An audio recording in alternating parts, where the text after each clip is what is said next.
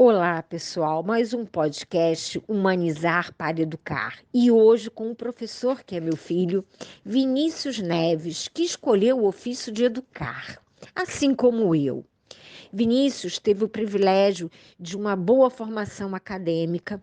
Ao final do ensino médio, adentrou a Universidade da UERJ, fazendo geografia, depois mestrado na PUC e hoje trabalha nos municípios de Caxias e Maricá, em escolas públicas. Sempre militou na área de humanizar. Esse militar foi realmente em ações. Ele depois pode até colocar, que eu acho muito importante. Bem, esse nosso podcast, ele vai ser dividido na primeira parte e na segunda parte. Nesta primeira, nós vamos levantar os assuntos aqui daqui a pouquinho. E na segunda, nós vamos falar sobre as soluções. E aí, vou também contar com as contribuições de vocês. Vocês poderão colocar lá onde pode falar comigo, né? O que vocês também acham sobre o que eu vou perguntar para o professor Vinícius, tá bom? Então vamos lá, Vinícius. Quais as dificuldades que a comunidade escolar encontra nos tempos atuais para valorizar o aprender? Olá, todos e todas e todes. Já foi apresentado aí, sou o professor Vinícius Neves, professor de Geografia, e hoje trabalhando nas redes municipais de Duque de Caxias e Maricá, né? Então, assim, primeiro eu acho que para responder essa pergunta, que dá para falar aí bastante sobre isso, vou trazer um pouco da minha experiência do ensino público. Eu acho que tem coisas que são fundamentais, são de base para a gente pensar nesse educar, né? Não tem como você pensar numa boa relação de ensino-aprendizagem se a gente não pensar no ambiente em que essa relação se estabelece, né?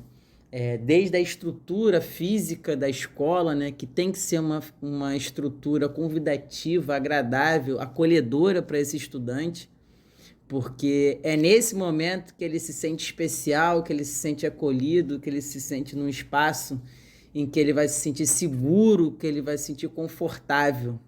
E tudo isso é fundamental como um passo inicial para a relação no ensino-aprendizagem, né? E a gente vê que é um grande desafio hoje para nós que trabalhamos e lutamos por uma educação pública, gratuita e de qualidade, a própria infraestrutura das escolas, né?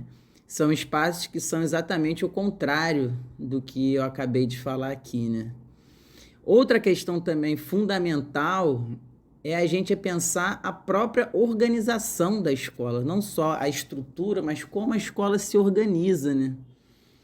Hoje, infelizmente, a gente tem uma organização da escola onde o espaço físico mesmo da escola é superlotado e os próprios educadores têm uma dificuldade muito grande de dar atenção, dar um olhar mais individualizado àquele estudante ou àquela estudante, porque vive num espaço em que está completamente, além de precário, como eu falei no início, um espaço em que a gente não tem conta, a gente não dá conta de conversar, de dialogar com esse estudante de uma maneira mais próxima, porque é muita gente, né?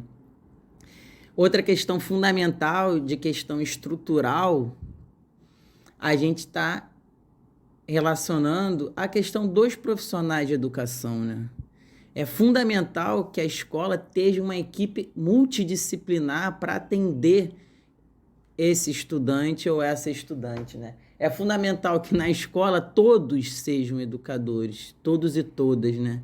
Então é fundamental que na escola, desde o porteiro, o inspetor, a faxineira, contando com psicopedagoga, psicólogos, coordenadores, supervisores, que todos eles estejam comprometidos com o projeto de ensinar, de educar, né?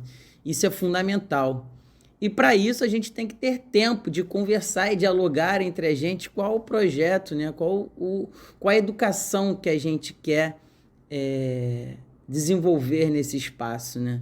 Então, e para isso, aí tem mais um ponto, é a questão da relação com a comunidade escolar, né? É fundamental ouvir o que esses estudantes e o que os pais e responsáveis desses estudantes esperam, inclusive para dialogar, inclusive para debater, para ter ali o espaço do diálogo, do conflito, e do conflito no melhor sentido possível da palavra, né? Então, pegando a minha experiência aí da educação pública e da militância do ensino de qualidade, gratuito e público para todos e todas, eu destaco esses 3 fatores aí que para mim são fundamentais. E olha que a gente não está falando nem em concepção aqui pedagógica, a gente está falando da base, que é a estrutura das escolas, a questão de material humano. Nós precisamos de profissionais de educação formados, qualificados para atuar em educação e atender às necessidades desses estudantes. Não é só de professor que a gente precisa. Precisamos de pedagogos, precisamos de psicopedagogos, psicólogos, assistentes sociais. Nós precisamos transformar a escola num grande centro de atenção à criança e o adolescente da nossa sociedade. A questão também, e por último, que eu já falei, que é a questão da lotação das escolas, né? Precisamos que esses estudantes tenham possibilidade de ter um olhar individualizado, que isso é possível se a gente reduzir o número de estudantes atendidos em cada escola, né? Eu acho que pensando nos desafios aí para a escola pública mais imediato, eu colocaria esses, assim, que são básicos, mas que são completamente negligenciados. Aí, se a gente for pensar do ponto de vista de uma escola particular, aí é muito difícil, porque há uma gama enorme de escolas particulares e escolas públicas também, é uma diversidade muito grande. Além dessas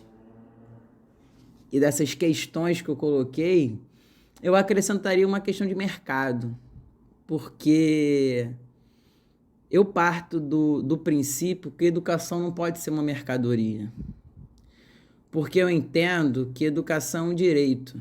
E quando você transforma um direito em mercadoria, você já exclui, porque você exclui aqueles que não podem pagar. Então, a educação privada, ela tem essa questão de ser uma mercadoria, e além de ser uma mercadoria que, por ser uma mercadoria, exclui por si mesma, tem a questão de você precisar vender essa mercadoria. E a partir do momento que você precisa vender essa mercadoria, você começa a querer encontrar formas de vender essa mercadoria que não necessariamente tem no ensino-aprendizagem o centro da questão da educação. Muitas vezes está na questão da promoção dessa mercadoria que precisa ser vendida. E eu enxergo muito isso na educação dos cursinhos ou nas escolas cursos, nas escolas preparatórias, que colocam a relação de ensino-aprendizagem não na construção do indivíduo, na socialização do conhecimento que foi produzido historicamente por nossa sociedade, não ali na relação e desenvolvimento de empatia, na relação com o outro, ou seja, tudo isso que envolve a relação de ensino-aprendizagem, mas sim uma preparação, um treinamento para uma prova, né? E a gente vê isso como muitas vezes atinge os nossos educandos, desde uma consequência mais a longo prazo, de você formar pessoas em que a questão do relacionamento com o outro é uma questão colocada como secundária, mas também que você gera uma série de problemas quando esses estudantes não conseguem se enquadrar nesse tipo de ensino, né? Porque imagina, se você está lá para aprender e treinar para passar num concurso, e esse concurso não tem vagas ilimitadas, a partir do momento que a maioria não passa, a maioria não se insere nesse modelo, né? A maioria se sente excluído desse modelo. Por enquanto, acho que é isso. Acho que a gente pode, enfim, falar muito, como eu disse no início, sobre essas questões, mas eu acho que esses 2 aspectos da escola pública e da escola privada, acho que são 2 aspectos importantes que já dá para a gente começar a fazer um bom debate. Pois é, Vinícius, esses 3 pontos que você coloca são fundamentais realmente para que a gente possa estar pensando em soluções a curto, médio e a longo prazo sobre a educação.